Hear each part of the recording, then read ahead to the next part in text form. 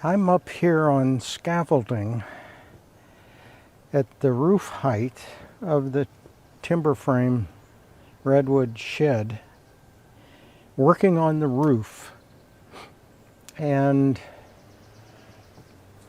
it's coming along.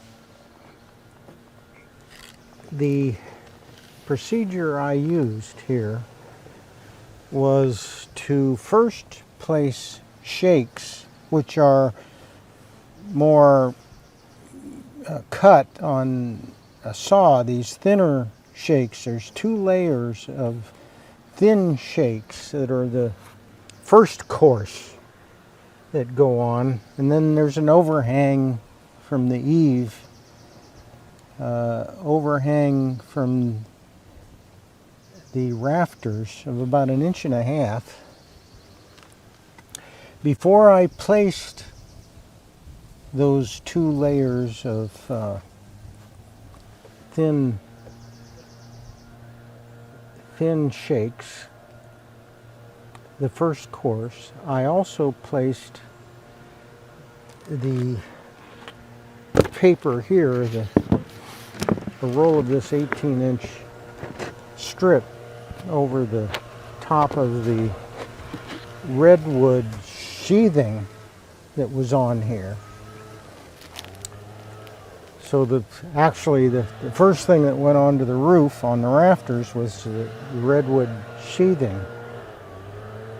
Then the shakes, or then the strip of, I call it tar paper,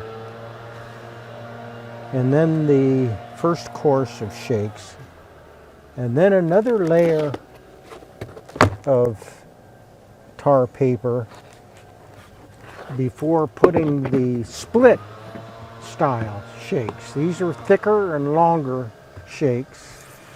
These are 24-inch long shakes. And there's two courses here that I've done with a 7-inch exposure. Now that's a short exposure. I could have gone to a 10-inch exposure, but I've used a 7-inch exposure here. That's the part that is exposed to the rain. So now I'm ready to place another layer of the paper, and it'll overlap over the top of these shakes. So it'll lie down like this, and then I can put another layer of the split shakes with a 7-inch exposure. Let me go back a second and explain what I've got here. The sheathing is this part here. That's redwood. That's an old growth redwood water tank material. It's beautiful grain. So that you see from the inside of the shed. And then over the top of that, I have these shorter blocks on the surface, and then these ribs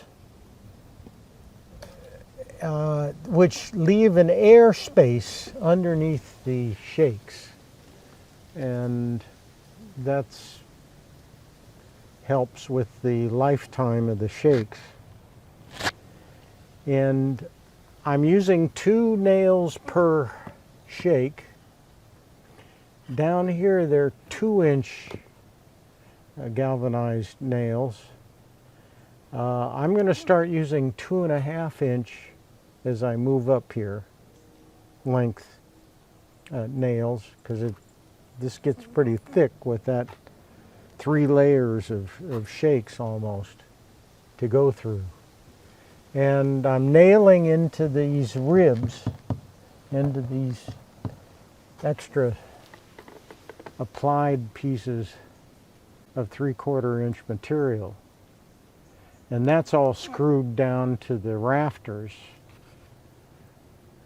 And that's rough material. It's fir, 3.5, well, it's 1x4s, so they're 3.5 actual width. And so that could be rough. It's just here to add that airspace underneath the shakes. So the next step that I've got now is to place another layer of this. It'll go up to that next rib and overlap the top of these shakes maybe about 4 inches. And then I'll be ready to apply another course of these split shakes. The split shakes are made from red cedar. I think it's material from Oregon.